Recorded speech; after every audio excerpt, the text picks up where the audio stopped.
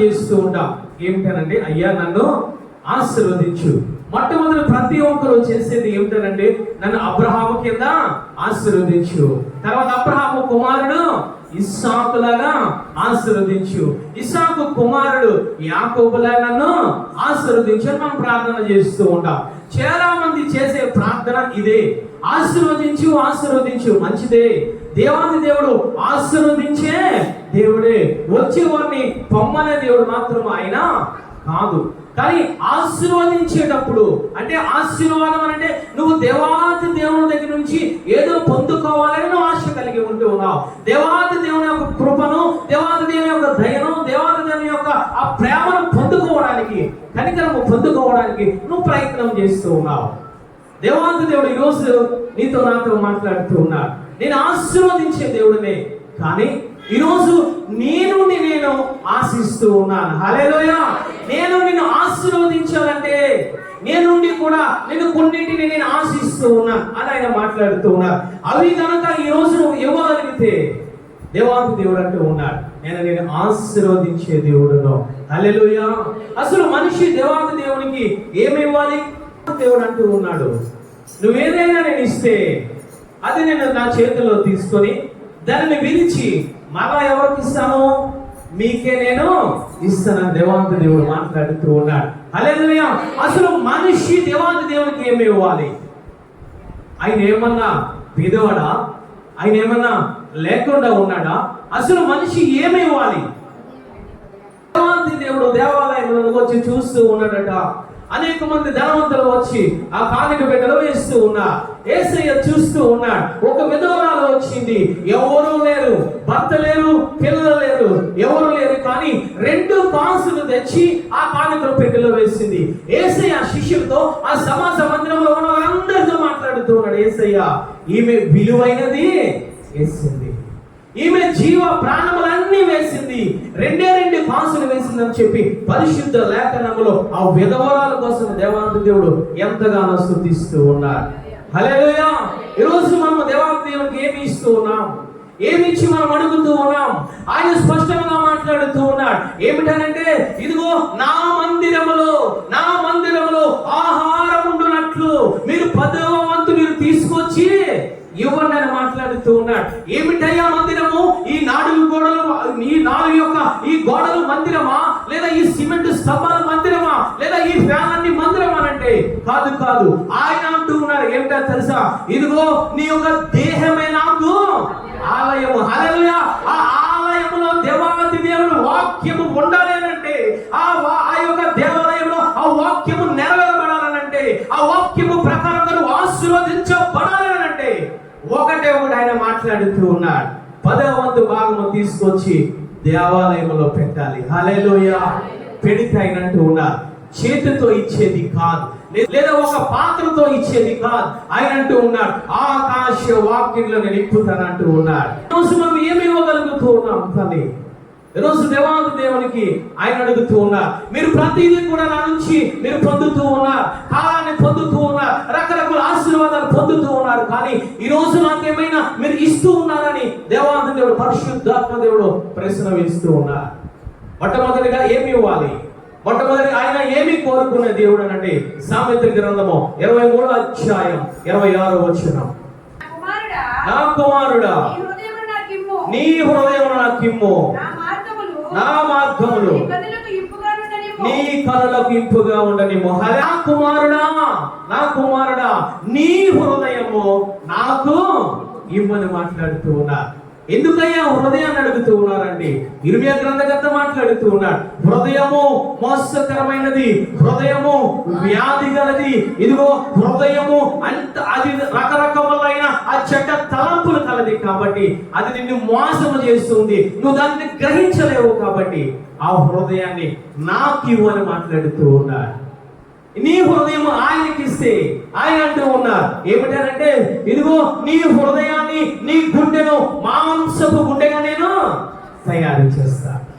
ఈరోజు మనం ఇస్తూ ఉన్నామా హృదయాన్ని? రకరకాల మనుషులకి ఇస్తూ ఉన్నారు. మొన్న 8th క్లాస్ స్టూడెంట్ ఒక అమ్మాయికి లెటర్ రాశారు. ఏమిటంటే లవ్ సింబల్ వేసి, హృదయం అనే సింబల్ వేసి, బాణపు గుర్తు వేసి ఆ అమ్మాయికి ఇవ్వడం జరిగింది. ఏదో రకరకమైన చెడ్డరాతలు రాశాడు దాంట్లో. దాని యొక్క సారాంశం ఏమిటంటే, నా హృదయాన్ని నీకు ఇస్తూ ఉన్నా, నువ్వు నన్ను రకరకములుగా ప్రేమించమని మాట్లాడుతూ ఉన్నా, వాడు రాస్తూ ఉన్నాడు. అంటే ఈ రోజు ఏ విధముగా ఉన్నారంటే, దేవాతి దేవుడు ఇచ్చిన హృదయాన్ని దేవాతి దేవునికి ఇవ్వకుండా మనుషులకి ఇచ్చేవారు కొందరు, విగ్రహానికి ఇచ్చేవారు కొందరు, ధనానికి ఇచ్చేవారు కొందరు, శరీరాస నేత్రాస జీవపు డమ్మానికి ఇచ్చేవారు కొందరు. దేవాది దేవుడు చూస్తూ ఉన్నాడు. హృదయం ఏ విధముగా ఉన్నదయ్యా అంటే, ఆదికాండము 6వ అధ్యాయం 5వ వచనంలో ఆయన చూస్తూ ఉన్నాడు హృదయాన్ని. హృదయం ఏ విధముగా ఉందయ్యా అని అంటే ఆయన మాట్లాడుతూ ఉన్నాడు. నరుల యొక్క చెడుతనము భూమి మీద గొప్పదనియు, హృదయం యొక్క తలంపులు ఊహ అంతయు ఎల్లప్పుడూ కేవలము చెడ్డదనియు యెహోవా చూచి నరులను చేసినందుకు సంతాపమునంది హృదయములను నొచ్చుకున్నాడు. నొచ్చుకున్న తర్వాత ఆయన మాట్లాడుతూ ఉన్నారు ఏమిటనంటే, నరులను బట్టి, నరుల యొక్క హృదయమును బట్టి, నరుల యొక్క చెడు తనమును బట్టి ఈ ప్రపంచాన్ని అంతటిని నేను నాశనము చేస్తామని ఆయన మాట్లాడుతూ ఉన్నారు. ఈరోజు నీ హృదయం బట్టి నీ కుటుంబము పాడైపోతూ, నీ హృదయం బట్టి నీ రక్త సంబంధాలు పాడైపోతూ ఉన్నా, నీ హృదయ చెడతనమును బట్టి నీ బిడ్డలు పాడైపోతూ ఉన్నా. దేవాది దేవుడు మాట్లాడుతూ ఉన్నాడు. ఇదిగో నరులు హృదయాన్ని చూస్తూ ఉంటే అది గొప్పదిగా ఉంది. ఏ విషయంలో తెలుసా? చెడ్డ విషయంలో గొప్పదిగా ఉంది. దేవాది దేవుడు చూస్తూ ఉన్నాడు. ఈ రోజు హృదయాన్ని ఇస్తారా, రేపు హృదయాన్ని ఇస్తారా, ఈ సంవత్సరం హృదయాన్ని ఇస్తారా అని మాట్లాడుతూ ఉన్నాడు. ఆయన చూస్తూ ఉన్నాడు. కానీ లేఖనం సెలవిస్తూ ఉంది, నరులు హృదయం ఎల్లప్పుడూ ఊహంతా చెడ్డది. చూశాడు దేవాది దేవుడు ఆ హృదయంలో నొచ్చుకొని ఒక మాట మాట్లాడుతూ ఉన్నాడు. నరుల హృదయము చెడుతనాన్ని బట్టి ఈ లోకాన్ని నాశనం చేస్తా. అక్కడే ఒక వ్యక్తి ఉన్నాడు. 8వ వచనంలో చూడండి తల్లి. అయితే నోవాహు యెహోవా దృష్టి యందు కృప పొందిన వాడాయన. అక్కడే ఒక మనుష్యుడు ఉన్నాడు. అతను హృదయం చూస్తే దేవాది దేవుడు హృదయము, ఆ నోవాహు హృదయం చూస్తే అతను ఏ విధంగా ఉన్నాడంటే నీతిమంతుడిగా ఉన్నాడు. హల్లెలూయా. దేవాది దేవుడు అంటూ ఉన్నాడు, ఓ నోవాహు, ఈ తరములందరిలోనూ కూడా నీ హృదయంలో ఏముందయ్యా? నీతి ఉంది. నీ హృదయంలో యథార్థత ఉంది. నీ హృదయంలో కట్టడములు ఉన్నాయి. నీ హృదయంలో నా వాక్యం ఉంది. కాబట్టి నేను నిన్ను రక్షిస్తాను. ఎందుకయ్యానంటే నీ హృదయము పరిశుద్ధముగా ఉంది. హల్లెలూయా. పరిశుద్ధముగా ఉంది కాబట్టి అంటూ ఉన్నాడు, నీ కోసము, నీ కుటుంబం కోసం ఒక రక్షణ వాడను నువ్వు నిర్మించుకో. దేవాది దేవుడు అయినా సరే ఈ ప్రపంచానికి సమయం ఇచ్చాడు. ఎందుకు తెలుసా? హృదయం మార్చుకుంటారో. ఈ వాడ ఎంతసేపు కడుతూ ఉన్నారో, ఎంత కాలము 120 సంవత్సరాలు కడుతూ ఉన్నారో, నోవాహు ద్వారా ఇదిగో వాక్యం ఎత్తబడుతుంది. నోవాహు ద్వారా ఏం చేస్తున్నారు తెలుసా? పరిశుద్ధ ఆత్మ దేవుడు వాక్యాన్ని ప్రజలకు వినిపిస్తూనే వచ్చాడు. కానీ హృదయాన్ని కఠినము చేసుకున్నారు. హృదయంలో చెడుతనమును ఏర్పాటు చేసుకున్నారు. దేవాది దేవుడికి స్థానం ఇవ్వలేదు. వారి హృదయంలో దేవాది దేవుడికి ఇవ్వలేని కారణముగా ప్రచండ ఆ యొక్క నీటితో ఏమి చేశారంటే ఈ ప్రపంచాన్ని నాశనం చేశారు. ఈరోజు పరిశుద్ధాత్మ దేవుడు హృదయాన్ని ఇస్తామని చెప్పి అనేక వాక్యముల ద్వారా, అనేక మంది యాజకుల ద్వారా సంఘంలో పరిశుద్ధాత్మ దేవుడు ఇదిగో వినిపిస్తూ ఉన్నాడు వాక్యాన్ని. నోవాహు ద్వారా ఏ విధంగా వినిపించుకున్నాడో ఆ ప్రజల్లో ఈరోజు హృదయాన్ని ఆయనకి ఇవ్వగలుగుతూ ఉన్నారా? హృదయం ఆయనకు అర్పించగలుగుతూ ఉన్నావా? ఇదిగో సొలొమోను కథ మాట్లాడుతూ ఉన్నాడు, నా కుమారుడా నీ హృదయము నాకేమో. ఎందుకయ్యా? ఊహ ఎల్లప్పుడూ చెడ్డది కాబట్టి, అది ఘోరమైన వ్యాధి కలది కాబట్టి, అది నిన్ను మోసము చేస్తుంది కాబట్టి, ఆ క్రియల వల్ల నీకు ప్రతిఫలము నీ మీదకు వస్తుంది కాబట్టి, ఆ శాపం నీ మీదకు వస్తుంది కాబట్టి ఆయన అంటూ ఉన్నాడు, నా కుమారుడా నీ యొక్క హృదయం నాకు ఇమ్మని మాట్లాడుతూ ఉన్నాడు. ఈరోజు హృదయం ఆయనకి ఇస్తూ ఉన్నామా తల్లి? హృదయం అనేది ఒకసారి ఇచ్చి ఒకసారి తీసుకునేది కాదు. ఏదో ఒక ఆదివారం ఇచ్చి, ఒక ఆరాధనలో ఇచ్చి, ఏదో వాక్యం వింటున్నప్పుడు ఇచ్చి, లేదా ఆదివారం అంతా సంపూర్ణంగా ఆయనకి ఇచ్చి, మళ్ళీ నా హృదయానికి ఇచ్చి అని చెప్పి 6 రోజులు ఇష్టానుసారంగా ఈ లోకంలో తిరిగేది కాదు. హృదయం అనేది వాక్యం వింటూ ఉందట లోదియా హృదయము తెరవబడింది. లూదియా దేవాది దేవునికి సమర్పించుకుంది. ఆ దేవాది దేవుని ప్రేమను ఎరిగింది. మాట్లాడుతూ ఉంది, నా ఇంటికి ఓ యాజకుడా కూడా నేను విశ్వాసముగా దానినైతే మీరు నా ఇంటికి రండి. నా ఇంటి దగ్గర అనేక హృదయాలు ఉన్నాయి, నా కుటుంబం ఉన్నది, నా కుటుంబంలో అనేక మంది బిడ్డలు ఉన్నారు, వారికి కూడా హృదయం ఉంది. హృదయాన్ని అర్పించడానికి ఆమె మాట్లాడుతూ ఉంది. ఈరోజు నీ హృదయము దేవాది దేవునికి ఇచ్చేవ తల్లి. 1 పేతురు రాసిన పత్రిక 3వ అధ్యాయము 16వ వచనం చదవండి తల్లి. ఎల్లప్పుడూ సిద్ధముగా ఉండి మీ హృదయములందు క్రీస్తును ప్రభువుగా ప్రతిష్ఠించుడి. మీ హృదయములందు క్రీస్తును ప్రభువుగా ప్రతిష్ఠించుకోండి. హల్లెలూయా. పేతురు గారు మాట్లాడుతున్నా, మీ హృదయంలో ఏమి ప్రతిష్ఠించుకోవాలంటే క్రీస్తును ప్రతిష్ఠించుకోండి. హల్లెలూయా. ఇప్పటి వరకు లోక మనుషులను ప్రతిష్ఠించుకున్నారేమో. ఆయన మాట్లాడుతున్నారు, ఇదిగో నా కుమారుడా హృదయం నాకు ఇవ్వమంటే దాని అర్థం ఏమిటయ్యానంటే క్రీస్తు నీ హృదయంలో ఉండాలి, నీ హృదయంలో క్రీస్తును ప్రతిష్ఠించుకోమని ఆయన మాట్లాడుతూ ఉన్నాడు. హృదయం ప్రతిష్ఠించుకుంది హృదయాన్ని.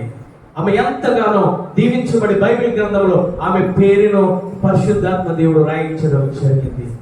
పాపత్మురాలైన స్త్రీ వచ్చింది, యేసయ్య పాదముల దగ్గరికి పడి, ఇదిగో అయ్యా నేను పాపిని, నా పాపములని క్షమించుమని ఇదిగో ఏడుస్తూ ఉంటే ఆయన మాట్లాడుతూ ఉన్నాడు, అమ్మా నీ యొక్క ఆశ నాకు తెలుసు, నువ్వు విస్తారముగా పాపములు చేసావు కాబట్టి నీ విస్తారమైన పాపమును క్షమించబడ్డాయి.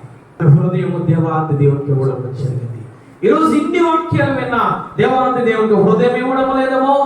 యాకోబు ఒకనొక దినాన అరణ్యములో ఇదిగో దేవాది దేవుని యొక్క స్వరము విన్నాడు, దేవాది దేవుని యొక్క స్వప్నమును చూశాడు, నిచ్చెనను చూసి ఎక్కుతూ దిగుతున్న దేవాది దేవుని యొక్క దూతల దర్శనము చూశాడు. కానీ ఈ లోకము ముఖ్యము, ఈ లోక అందము ముఖ్యము, ఈ లోక సంపద ముఖ్యం అని చెప్పి 21 సంవత్సరములు తన జీవితాన్ని వ్యర్థముగా గడుపుకున్నాడు. ఎప్పుడైతే యెహోవా దగ్గర హృదయాన్ని ఇచ్చాడో ఆశీర్వాదం పొందుకున్నాడు. హల్లెలూయా, హల్లెలూయా. ఈ రోజు నువ్వు ఇవ్వవలసింది మొట్టమొదటిగా ఆయన కోరుకునేది ఏమిటో తెలుసా? ఆయన నీ యొక్క హృదయాన్ని ఆయన కోరుకున్న దేవుడు. ఈ రోజు నువ్వు నేను అడగవచ్చు. శిష్యులు కూడా ఆ విధముగా అడిగారు, అయ్యా అన్ని విడిచిపెట్టుకున్నాము కదా, ఇదిగో మేము 12 మంది కూడా అన్ని విడిచిపెట్టుకున్నాం, వలలు విడిచిపెట్టుకున్నాం, వ్యాపారం విడిచిపెట్టుకున్నాం, ముఖ్యంగా హృదయము నీ చేతుల్లో పెట్టాము, మాకు కలిగే లాభం ఏమిటయ్యా అని అడిగారు. దేవాది దేవుడు మాట్లాడుతూ ఉన్నా యోహాను సువార్త 14వ అధ్యాయము 1వ వచనం ఆయన మాట్లాడుతాడు, మీ హృదయములను కలవరపడనీయకుడి.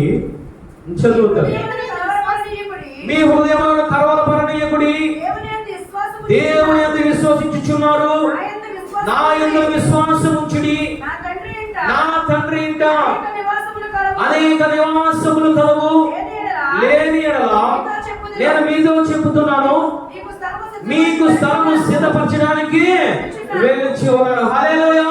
శిష్యులతో దేవాది దేవుడు మాట్లాడుతూ ఉన్నాడు, మీరు నాకు హృదయాన్ని ఇచ్చారు కాబట్టి మీ హృదయంలో వాక్యము, మీ హృదయంలో పరిశుద్ధంగా, మీ హృదయంలో ఇదిగో పరిశుద్ధంగా ఉంటూ ఉన్నారు కాబట్టి మీకు కలిగే లాభము, మీకు కలిగే ప్రయోజనం ఏమిటో తెలుసా? ఈ లోకములోనే ఉన్నతమైన స్థానము కాదు, కానీ ఇదిగో నా తండ్రి దగ్గర అనేక స్థలములు ఉన్నాయి. మీ హృదయంలో కలవరపడనివ్వకండి, మీకు అక్కడ స్థలము సిద్ధపరచడానికి వెళుతూ ఉన్నాను. హల్లెలూయా.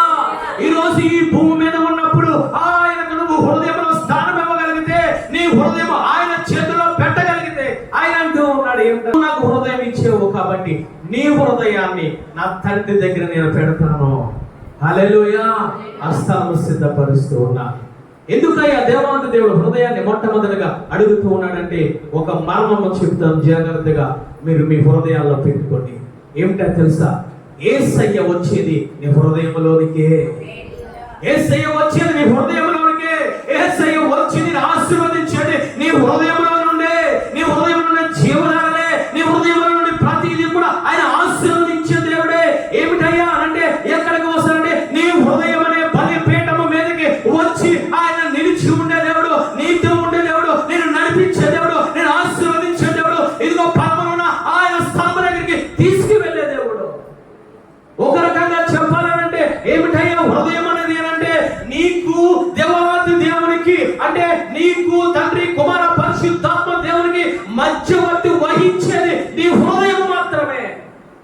నీ డబ్బులు కాదు, నీ అందము కాదు, నీ శరీరము కాదు.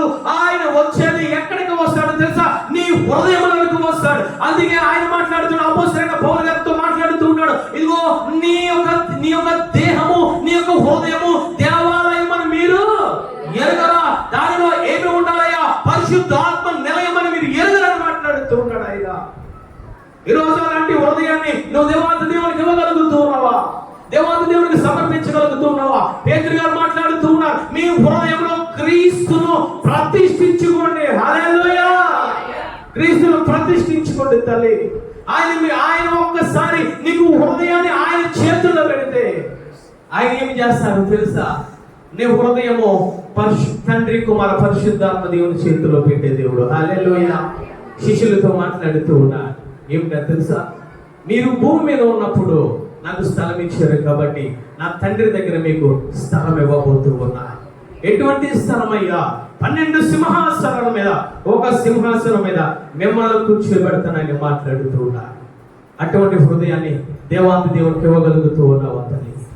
యాకోబు వలె రేపు అంటూ ఉన్నావా? యాకోబు వలె తర్వాత అంటూ ఉన్నావా? యాకోబు వలె కొన్ని సంవత్సరాల తర్వాత ఇద్దాం అనుకుంటున్నావా? యాకోబు వలె ఇదిగో ముసలితనంలో ఇద్దాం అనుకుంటున్నావా? ఆయన ఎందుకు హృదయాన్ని అడుగుతున్నాడు తెలుసా? నీ హృదయంలోకి వచ్చి నిన్ను ఆశీర్వదించడానికి. హల్లెలూయా! ఆయన హృదయం కోరుకుంటూ ఉన్నాడు మొట్టమొదటిగా.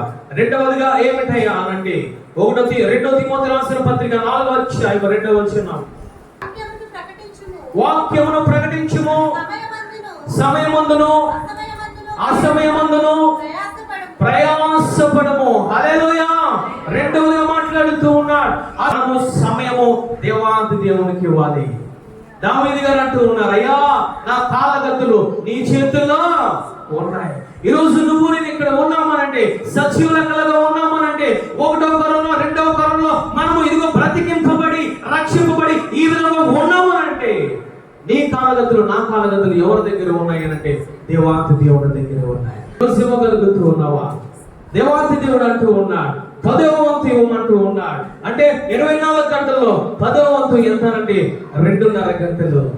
ఈరోజు ప్రార్థన ద్వారా, వాక్యము ద్వారా, ఆరాధన ద్వారా ఆయన ఇచ్చిన సమయాన్ని నువ్వు ఆయన చేతుల్లో పెట్టగలుగుతూ ఉన్నావా? సమయం అనగా ఆ సమయం అనగా ఆయన అంటూ ఉన్నా, వాక్యము ద్వారా ప్రార్థన ద్వారా మీరు ప్రయాస పడండి అని మాట్లాడుతూ ఉన్నారు. మనం ఇస్తూ ఉన్నాం మా తల్లి. ఒక రోజులో 2.5 గంటలు ఇవ్వాలి, వారంలో 17 గంటలు ఇవ్వాలి, ఒక నెలలో 80 గంటలు ఇవ్వాలి, ఒక సంవత్సరంలో 800 గంటలు ఆయనకి ఇవ్వాలి. హల్లెలూయా! 1 గంట ఈ రోజు నువ్వు ఇవ్వగలిగావా?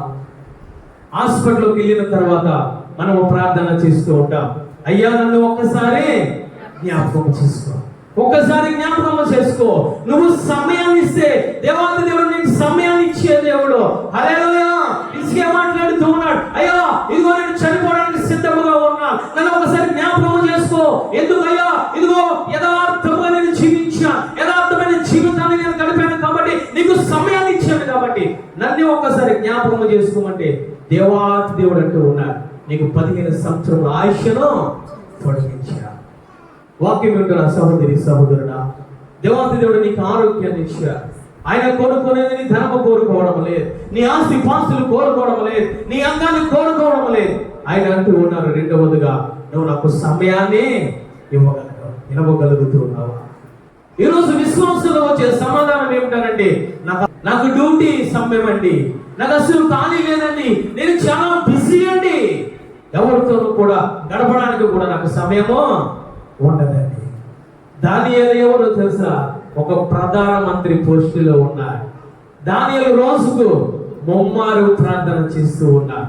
ప్రజలందరూ కూడా ఇదిగో నీ సమయాన్ని ఇదిగో మాకే ఇవ్వాలి తప్ప దేవాది దేవుడికి ఇవ్వడానికి అవకాశం లేదన్నారు. కానీ దానియేలు ఇచ్చాడు. హల్లెలూయా!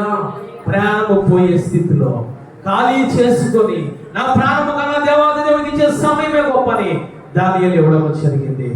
దానియేలుకు దేవాది దేవుడు ఇది అనేక సంవత్సరాల ఆయుష్ని ఇచ్చాడు. హల్లెలూయా! ఈరోజు నేను ఇవ్వగలుగుతూ ఉన్నావా తల్లి? ఈరోజు దావీదు ఇదిగో ఆయన మాట్లాడుతున్నాడు, ఒక రాజు ఆయన మాట్లాడుతూ ఉన్నాడు, ఇది సమయాన్ని చూసుకోవడం లేదు, ఇదిగో నిత్యము అనుదినము కూడా నేను ఏమి చేస్తున్నానంటే ఆరాధన చేస్తూ ఉన్నా. ఈరోజు ఆరాధనకు రండి అని అంటే రకరకములైన కారణములు చెప్తూ ఉన్నారు. ప్రార్థనకు మోకరించండి, రకరకాల కారణములు చెప్తూ ఉన్నారు. వాక్యాన్ని చదవండి, రకరకాల కార్యాలు చెప్తూ ఉన్నారు. నపుంసకుడు ఇదిగో గాజా నుంచి యెరూషలేము పట్టణంకు వెళ్తూ ఉన్నాడు. యెరూషలేము పట్టణం నుంచి గాజాకు వెళ్ళిపోతూ ఉన్నాడు. వెళ్ళిపోయే సమయంలో ఆ సమయం అనగా అతను ఏమి చేస్తూ ఉన్నాడు తెలుసా? వాక్యాన్ని చదువుతూ ఉన్నాడు. హల్లెలూయా, హల్లెలూయా. ఈ రోజు నువ్వు అనుకుంటూ ఉన్నావు, ఈ రోజు దావీదు ఒక రాజు, దానియేలు ఒక ప్రధాన మంత్రి, ఈ నపుంసకుడు ఆర్థిక శాఖ ఒక ముఖ్యమైన మంత్రిగా ఉంటూ ఉన్నాడు. వీకు కలిగి ఉన్న సమయము ఈ రోజు నువ్వు అడుగుతూ ఉన్నాడు, దేవాది దేవుడు నీ సమయం ఏమి చేస్తూ ఉన్నావు? దేనికోసం వ్యర్థము చేస్తూ ఉన్నావు? ఈ రోజున అనేక మంది ప్రధానమంత్రులే, అనేక మంది ఇదిగో రాజులే, ఇదిగో అయ్యా నా సమయం నువ్వు నాకు ఇచ్చావు కాబట్టి నీకు 10వ వంతు సమయాన్ని ఇస్తూ ఉన్నానని చెప్పి వారు మాట్లాడుతూ ఉన్నారు. ఈరోజు ఆయన సమయాన్ని నువ్వు ఆయన దొంగిలిస్తూ ఉన్నావా? నీ వ్యర్థమైన వాటి కోసము దొంగిలిస్తూ ఉన్నావా? తినడానికి సమయం ఉంది, త్రాగడానికి సమయం ఉంది, నిద్రపోవడానికి సమయం ఉంది, ఇదిగో ఫ్రెండ్స్ తో ఎంజాయ్ చేయడానికి, ఇదిగో గ్రామాలు తిరగడానికి, అనేక రకమైన ఫంక్షన్లు తిరగడానికి సమయం ఉంది. కానీ నీకు ఇచ్చిన సమయాన్ని యేసయ్యకి ఇవ్వడానికి నువ్వేమి చేస్తున్నావు తెలుసా? వెనకంజ వేస్తూ ఉన్నావు. జాగ్రత్త. హెబ్రీ పత్రిక 3వ అధ్యాయము 15వ వచనములో మనుషులు ఏ విధంగా ఉంటూ ఉన్నారయ్యా, దేవాది దేవుడు ఇచ్చిన సమయాన్ని ఏ విధంగా పాడు చేసుకుంటూ ఉన్నారో ఆయన మాట్లాడుతూ ఉన్నారు. హెబ్రీ పత్రిక 3వ అధ్యాయము 15వ వచనం చదువుతారు. ఆయన చెప్పెను గనుక పాపం వలన కలుగు భ్రమ చేత మీలో ఎవడును కఠినపరచబడకుండునట్లు నేడు అనబడు సమయం ఉండగానే ప్రతి దినమును ఒకడినొకడు చెప్పుకోండి. హల్లెలూయా. ఒకడినొకడు బుద్ధి చెప్పుకోండి. సమయము ఉండగానే ఆయన మాట్లాడుతున్నాడు. ఇదిగో పాపములు ఏలనివ్వకండి, పాపము జోలికి వెళ్ళకండి, పాప తలంపులు వెళ్ళకండి. సమయము ఉన్నప్పుడే, నేడు అనే సమయము ఉన్నప్పుడే ఆ సమయాన్ని ఆయనకి ఇవ్వమని ఆయన మాట్లాడుతూ ఉన్నాడు. తల్లి, ఈరోజు సమయం దేనికోసం వ్యర్థం చేస్తూ ఉన్నావు? దావీదు గారు అంటూ ఉన్నారు, అయ్యా కాలగతులు నీ చేతిలో ఉన్నాయి, నా శత్రువుల నుండి నన్ను రక్షించు. హిజ్కియాను రక్షించాడు. మరణం ఏమి చేస్తుందో కదా, ఒక శత్రువు అయ్యి హిజ్కియాను చంపడానికి సిద్ధముగా ఉంటే రక్షించాడు. కారణం ఏమిటో తెలుసా? హిజ్కియా సమయాన్ని ఇచ్చాడు. హల్లెలూయా. ఈరోజు సమయాన్ని ఇస్తూ ఉన్నావు తల్లి. ఈరోజు నువ్వు సమయాన్ని దేవాది దేవునికి ఇచ్చి చూడు తల్లి. నువ్వు అనేక ఆశీర్వాదాలు పొందుకుంటావు. నువ్వు మరణకరమైన స్థితిలో ఉన్నా, నీ బిడ్డల మరణకరమైన స్థితిలో ఉన్నా, నువ్వు ఆపత్కాలంలో ఉన్నా, శత్రువులు నిన్ను తరుముతూ ఉన్నా, దావీదు గారు అంటూ ఉన్నా, ఇదిగో కాలగతులు నీ చేతిలో ఉన్నాయి కాబట్టి నా శత్రువు నుంచి నువ్వు నన్ను రక్షించని మాట్లాడుతూ ఆయనకి ఇవ్వగలుగుతూ ఉన్నామా సమయాన్ని? ఆయనలో మొట్టమొదటిగా ఆయన మాట్లాడుతూ ఉన్నారు, నీ హృదయాన్ని ఆయన అడుగుతూ ఉన్నారు మొట్టమొదటిగా. రెండవది అంటున్నారు, నేను ఇచ్చిన సమయాన్ని నాకు నీవు ఇవ్వని మాట్లాడుతూ ఉన్నారు. మనకలాగా ఒక పెద్ద దేవాలయం ఉందట. ఆ పెద్ద దేవాలయం ఎప్పుడు తలుపులు తెరిచి ఉంటాయి. ఒక కుర్రవాడు, ఒక యవనస్తుడు వచ్చి ప్రతి దినము ప్రార్థన చేసుకుంటూ ఉన్నారు. ఆ యొక్క సంఘ పెద్దలు వెళ్ళి ఆ యాజకులతో మాట్లాడారు, అయ్యా ఇదిగో ప్రతిదినము కూడా ఒక యవనస్తుడు వస్తూ ఉన్నాడు, 12 గంటలకు వస్తూ ఉన్నాడు, 12:30కి వెళ్ళిపోతూ ఉన్నాడు. అతను ఏమి చేస్తున్నాడో మాకు అర్థం కాలేదండి. యాజకులు వచ్చి వెనకాల కూర్చొని చూస్తూ ఉన్నాడట. ఎప్పుడు 12 అవుతుందా అని చూస్తూ ఉంటే ఆ కుర్రవాడు వచ్చాడు. మోకరించి మరిపెట్టము దగ్గర మాట్లాడుతూ ఉన్నాడు, అయ్యా ఇదిగో నా పేరు పలానాది, నా పేరు చిమ్మి అయ్యా, నేను వచ్చానని చెప్పి దేవాది దేవునితో మాట్లాడి మౌనముగా ఉండి ప్రార్థన చేసుకుని ఒక అరగంట వెళ్ళిపోతూ ఉన్నా. యాజకుడు అనేక దినములు వచ్చి కనిపెడుతూ ఉన్నా. కానీ కొన్ని దినాలకి ఆ జిమ్మి అనే కుర్రవాడు 12 గంటలకి రావడం మానివేశాడు. ఎందుకు రావడం మానివేశారు? సంఘమంతా ప్రార్థన చేస్తూ ఉన్నారు, యాజకులంతా ప్రార్థన చేస్తూ ఉన్నాడు, అయ్యో ఒక బిడ్డ రావాలి, ఈ టైంకి రావాలి, ఈ టైంకి రావడం లేదే, ఏమి జరిగిందయ్యా అని చెప్పి ఇదిగో ఆ బిడ్డ కోసం ప్రార్థన చేస్తూ ఉన్నా. రానే వచ్చాడు. 6 నెలల తర్వాత మోకరించాడు, అంటూ ఉన్నాడు, అయ్యా ఇగో నేను జిమ్మిని వచ్చానయ్యా, ఇదో నేను ప్రార్థన చేస్తున్నాను అని చెప్పి మోకరించి ప్రార్థన చేసి తన యొక్క ప్రార్థన సమయం అయిపోయిన తర్వాత వెనక్కి వెళ్ళిపోతూ ఉన్నాడు. యాజకులు పిలిచి మాట్లాడుతూ ఉన్నారు, ఇదిగో నువ్వు అనేక దినములు వచ్చావు సంఘానికి, కొన్ని దినముల నుంచి రావడం లేదు, కారణం ఏమిటయ్యా అని అడిగితే ఆ యాజకుడితో సమాధానం చెబుతూ ఉన్నాడు జిమ్మి అనే వ్యక్తి. అయ్యా, నేను అనాథిని, నాకెవరు లేరు, ఇదిగో నా సమయాన్ని దేవాది దేవునికి ఇస్తూ ఉన్నాను, నా హృదయాన్ని దేవాది దేవునికి ఇస్తూ ఉన్నాను, కొన్ని దినాలుగా ఎందుకు రావడం లేదు సంఘానికి అంటే అతను మాట్లాడుతూ ఉన్నాడు, నాకు భయంకరమైన యాక్సిడెంట్ వచ్చింది, ఇదిగో నేను ప్రార్థన ముగించుకొని నేను వెళ్ళిపోతూ ఉంటే భయంకరమైన యాక్సిడెంట్ లో ఇదిగో నేను చనిపోయే పరిస్థితిలో ఉంటే నాకు తెలియదు, నేను స్పృహ కోల్పోయి పడిపోయా, ఎవరో ఇదిగో నన్ను హాస్పిటల్లో, గవర్నమెంట్ హాస్పిటల్లో నన్ను జాయిన్ చేశారు. ఏమి జరిగింది తర్వాత అంటే ఇదిగో ఎవరో నాకు తెలియదు, ఇదిగో ఒక గొప్ప వెలుగు నాకు దగ్గరికి వచ్చి ఆ సర్వతో మాట్లాడుతూ ఉన్నాడు, ఇదిగో జిమ్మి, ఇదిగో నేను నీ దగ్గరికి వచ్చాను, నేను స్వస్థపరుస్తూ ఉన్నానని మాట్లాడారు. శుద్ధాత్మ దేవుడు ఇదిగో జిమ్మి దగ్గరికి వచ్చి మాట్లాడుతూ ఉన్నాడు, నీకు ఎవరు లేరు కదా, ఇదిగో నువ్వు నాకు సమయాన్ని ఇచ్చావు కదా, పలానా 12 గంటలకి ఇదిగో నా సన్ని దగ్గరికి వచ్చి ఇదిగో నేను జిమ్మిని, ఇదిగో నాకు ప్రార్థన చేసావు కదా, అదే దేవుని అదే సమయానికి హాస్పిటల్కి వచ్చి దేవాది దేవుడు మాట్లాడుతూ ఉన్నాడు, ఓ జిమ్మి, ఇదిగో నువ్వు అనాథివు కాదు, నేను నిన్ను రక్షిస్తానని. కారణం ఏమిటో తెలుసా?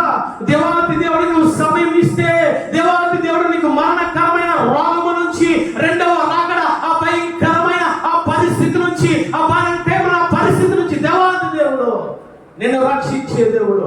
ఎక్కడికి తీసుకువెళ్తాడో తెలుసా? మొట్టమొదటి నీ హృదయాన్ని ఇచ్చి చూసావు, నీ హృదయాన్ని ఇచ్చావు కదా, ఆ సమయాన్ని కూడా నువ్వు ఇచ్చినప్పుడు ఆయన ఏం చేస్తాడో తెలుసా? నిన్ను ఆయన ఒక సింహాసనం మీద నిలబెడతాడు. హల్లెలూయా. ఈరోజు సమయాన్ని ఇవ్వగలుగుతున్నావా? ఓ సహోదరి, ఓ సహోదరుడా, సమయాన్ని వ్యర్థంగా గడుపుతూ ఉన్నావు, సమయాన్ని ఫ్రెండ్స్ తో గడుపుతూ ఉన్నావు, సమయాన్ని ఇదో తినడానికి త్రాగడానికి గడుపుతూ ఉన్నావు. జాగ్రత్త, ఒకనొక దినాన నీకు మరణము వస్తుంది. మరణం అనేది ప్రతి వారికి వస్తుంది. నువ్వు ఆ మరణం నుంచి తప్పించుకోవాలంటే మొట్టమొదటి హృదయాన్ని ఆయనకి ఇవ్వాలి, రెండవదిగా అయినట్టు ఉన్న ఆయన సమయాన్ని నువ్వు ఆయనకు ఇవ్వాలి. హల్లెలూయా.